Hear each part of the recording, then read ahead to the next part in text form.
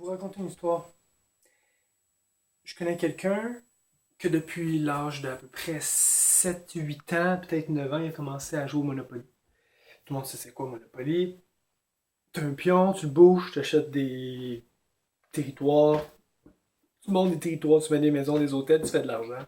Tu peux même battre la banque, si tu veux. C'est ça. Puis cette personne-là jouait tout le temps, tout le temps, tout le temps, tout le temps avec sa mère.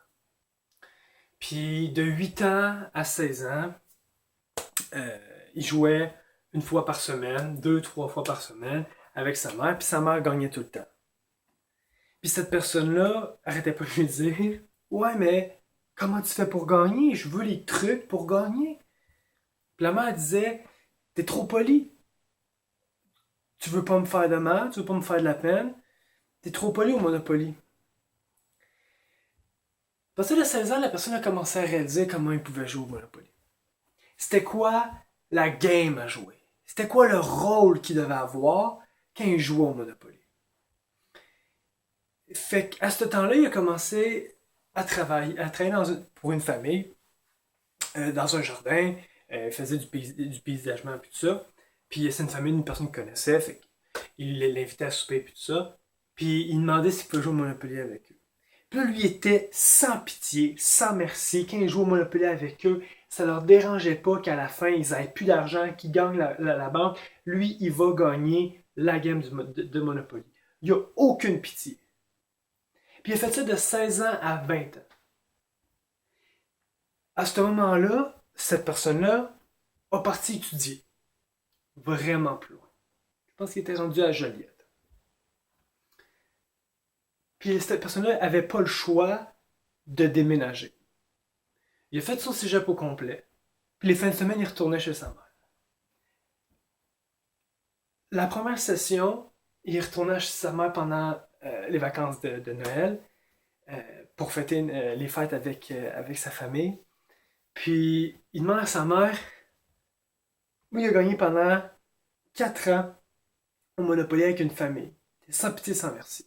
Il disait à sa mère: Je veux faire une dernière game de Monopoly avec toi. Puis cette fois-là, tu me laisses pas de chance, je te laisse pas de chance. On fonce, il n'y a plus de merci. On est ruthless. Okay? Il n'y a plus rien qui peut. On se donne pas de chance. Ça, c'était clair. Il commence à jouer à la game de Monopoly sans pitié. Il ne pas d'écraser sa mère, quasiment faire de l'attaque psychologique de je vais me pogner ce territoire-là, pas toi, mettre une maison, demander de l'argent. Il n'y avait pas de pitié. Puis sa mère a remarqué quelque chose à ce moment-là, puis il n'a rien dit pour le moment. La game a continué, la game a continué. Une game de Monopoly, ça dure quand même longtemps. La game de Monopoly s'est terminée. Et ce jeune-là, le jeune qui est dans le temps, son enfant intérieur, comme on dit, était content parce qu'il a démoli sa mère. Il l'a battu à plate couture. Sa mère ne pouvait rien, rien, rien faire. La game s'est terminée. À cet âge-là, mon ami avait 24 ans. Sautait dans les airs, quasiment de l'attitude. Je t'ai battu, puis il était content de sa mère. Puis il disait, puis il disait, puis il disait. Sa mère, dans toutes les années qu'elle a joué, de 7-8 ans jusqu'à 16 ans, il donnait des trucs pour gagner au Monopoly. Mais elle avait encore un dernier conseil à lui donner. C'est qu'à la fin d'une game de Monopoly, le jeu vient dans la boîte. Le jeu vient dans la boîte. Fait que tu sois méchant, que tu insultes les gens, que tu manques de respect, que tu n'aies pas de pitié, pas d'empathie, à la fin, tout te retourne dans la boîte. Puis c'est là que le jeune compris, il avait quand même 24 ans à cet âge-là, il était plus si jeune,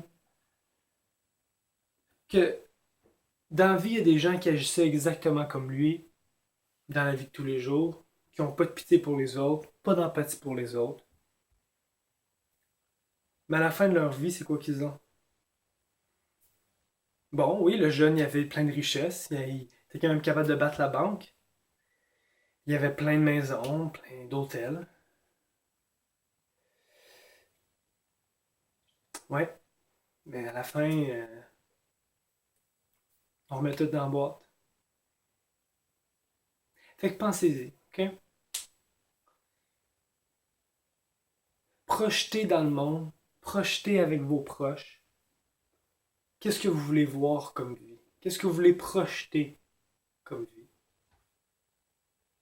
Est-ce que vous voulez écraser les gens pour vous relever en vous disant à ce moment-là, je vais être heureux?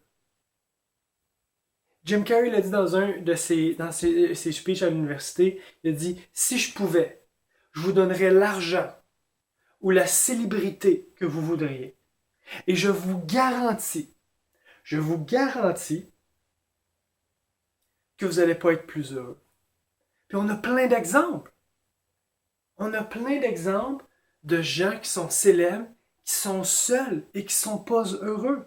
La personne la plus riche sur la planète, je pense que son seul but dans la vie maintenant, c'est de rester le gars le plus riche sur la planète. Ce gars-là peut prendre un café à Tokyo, aller monter le Kilimanjaro s'il veut, puis son plus gros plaisir, c'est de rester le gars le plus riche sur la planète. Fait que je vous pose la question. À la fin de votre vie, quand on remet tout dans la boîte, comment les gens vont parler de vous? Qu'est-ce qu'ils vont vous montrer? Est-ce que vous allez être gratteux? Est-ce que vous allez être égoïste? Est-ce que vous allez être méchant? Est-ce que vous allez être aimé, apprécié pour qui vous êtes ou pour qu'est-ce que vous avez? Puis est-ce que qu'est-ce que vous avez, c'est qui vous êtes?